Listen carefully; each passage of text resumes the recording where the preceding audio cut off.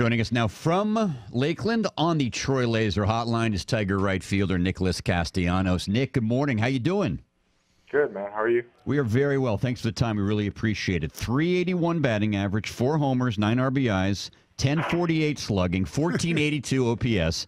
I know these stats don't count, but in your mind, how important is it to hit well in Lakeland, and how does that translate to hitting well in Detroit?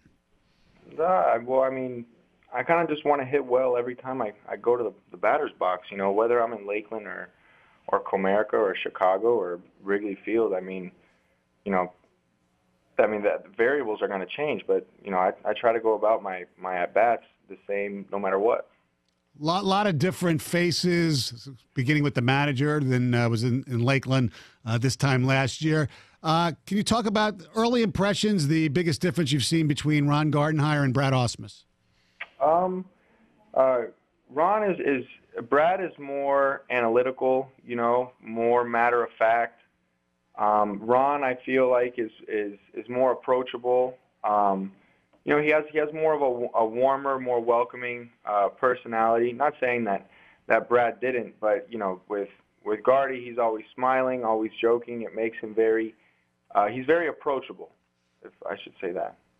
So Stoney kind of alluded to it. Obviously, some faces have changed. You're now one of the graybeards in the organization, even though you're 26 years old. But I mean, obviously there's a youth movement afoot here with the organization, which is going to mean a different level of expectations for the team. I know it's not a different level of expectations for you, but how do you view camp this year, Gardenhire aside, but just kind of the attitude and the fresh faces there in camp? I mean, I like it a lot. It's definitely a complete shift from what we've had in the past. We have pretty much the entire team here before 7:30. Everybody's excited. Everybody's getting after it. Everybody has something to prove for the most part. Where in the past we pretty much had our set lineup from the first day of camp.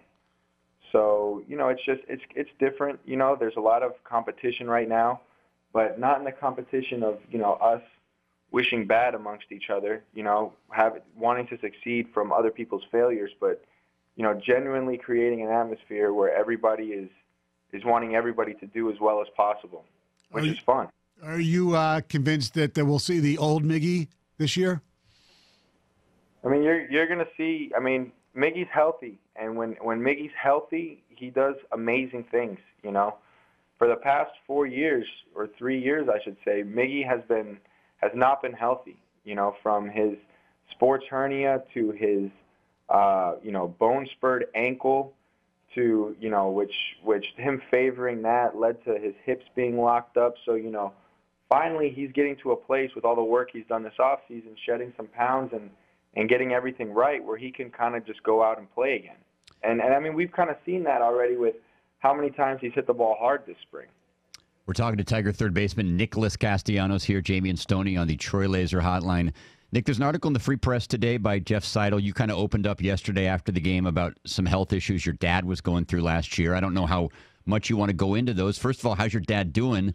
And second of all, how much did that weigh on you and affect your on-field performance last year? Well, my dad's doing great right now. Good. Thanks for asking. So, his treatment went great, and he couldn't have responded literally any better, and which was awesome from where he was. And I mean, yeah, of course it weighed. I felt like I was split in half. Like I could never be wholly mentally and physically in the same place. I'd be, physically getting ready for a game, but mentally I was across the country trying to be over there. Mm-hmm.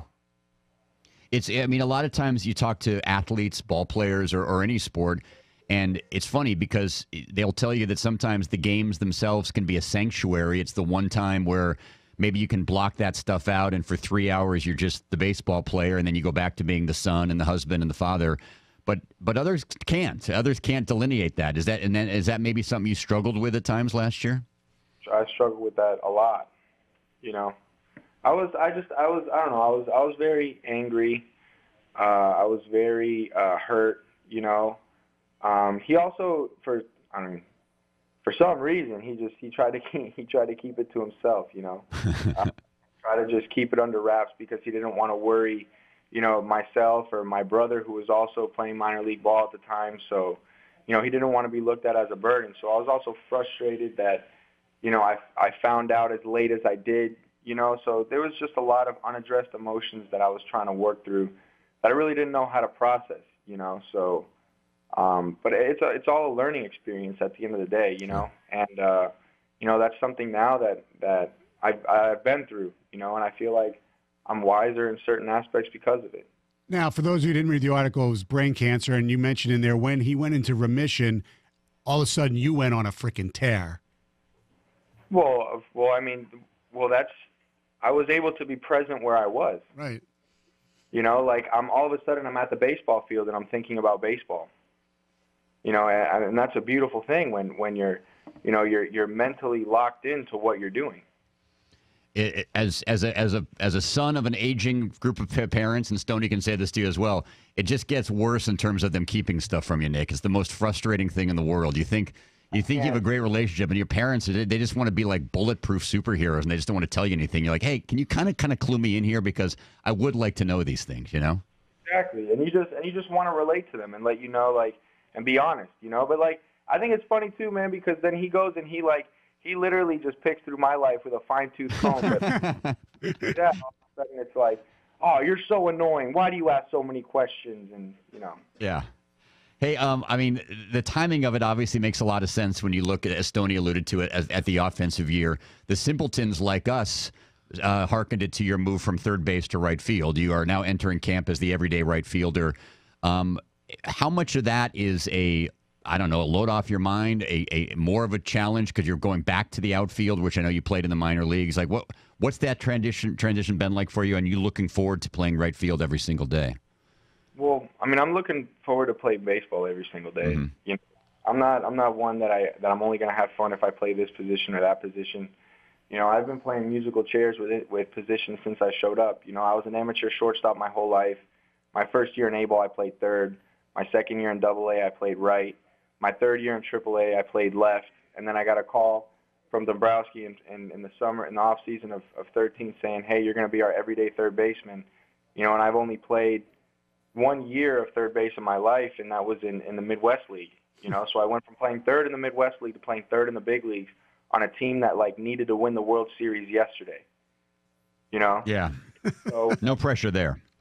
Yeah. So a lot of times, I fell into a trap in the beginning to. I'm playing third not to mess up instead of playing third to get everybody out, and that's a tough trap to fall into. Mm-hmm. But I feel like through the more time I've been over there, I was more comfortable, and I think even though last year I had my rough stretch, but I know why I had my rough stretch, I know that I can play third, you know what I'm saying? But yeah. It's not about whether I'm playing third or right. It's about putting the best team we have out on the field, Right. And Candelario is a really, really, really good player, and he's a good defender too, So if me playing right and Candy playing third puts both of our bats in the lineup, I'm for it. So it sounds like because you can play so many positions, you could do the Andrew Romine thing later in your career, huh? Hopefully I have a wonderful 20-year career, and if I'm 40, that's a great way to go out. I'll go out on the pitcher's mound. All right. Hey, finally, what do you think the expectations should be from the fans for you guys this year? I think the expectations of the fans for us this year should be a team that is going to absolutely love what we're doing. I'm not going to sit here and pretend like I'm going to know our record. But one thing I do know is that we were supposed to win the World Series last year, and we lost 99 games. And that just shows me that expectations don't mean anything. So my message to the fans is that you guys are part of this. You guys are part of this rebuild. You guys are part of us. We feed off of your energy. We love it. We appreciate it. And we just want to know that you got our back through all of it.